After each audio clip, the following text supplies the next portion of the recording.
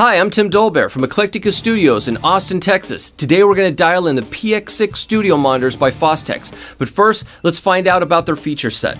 The PX6s deliver an outstanding reproduction of audio in both frequency response and stereo image, making them a great choice for any style of music production work.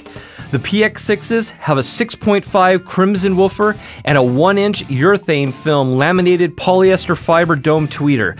A pair of tune ports help extend the frequency response well below the rated range of 48 Hz to 20,000 Hz. Balance connection is made through the XLR connectors of the combination jack. Unbalanced signal input is available through the 1/4-inch connectors and the RCA connectors. A simple selector switch and encoder knob handle all the digital amplifier options. There is also a standby function for power saving.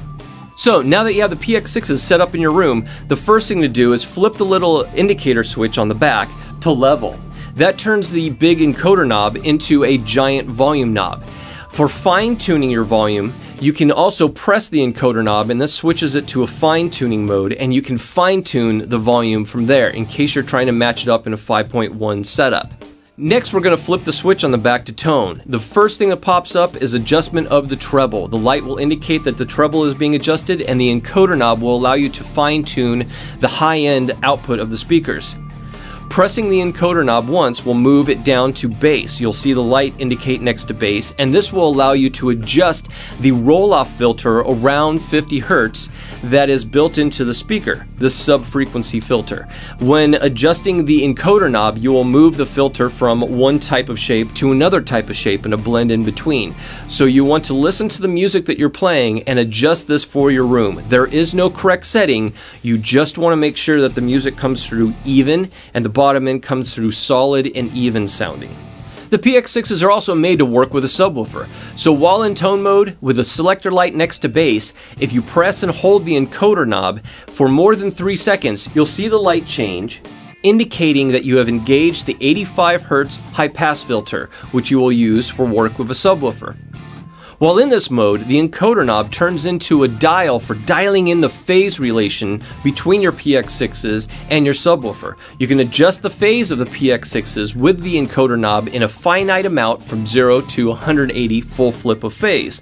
So, while listening to an 85 Hz tone, or as I like to do it, with a nice round kick drum loop playing through your speakers, you can listen to the range from about 50 Hz to 160 Hz and listen to where the tone becomes the fullest, the clearest, and that is where the phase is perfectly aligned. You will be able to, as you adjust, hear the phase go in and out, and you'll hear a hollowness to the sound. You are looking for a sound that is solid, full, and round, and that is the proper setting for your setup. Again, there is no proper setting that we can send you from a factory default. You must dial this in by ear.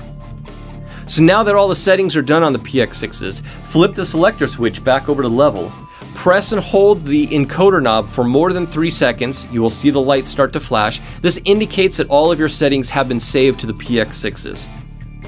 And that's it. Listen to lots of music through it, get used to the speakers in the room, and enjoy the wonderful soundstage that they create in your listening environment. I'm Tim Dolbear from Eclectica Studios in Austin, Texas. Now, let's go make some music.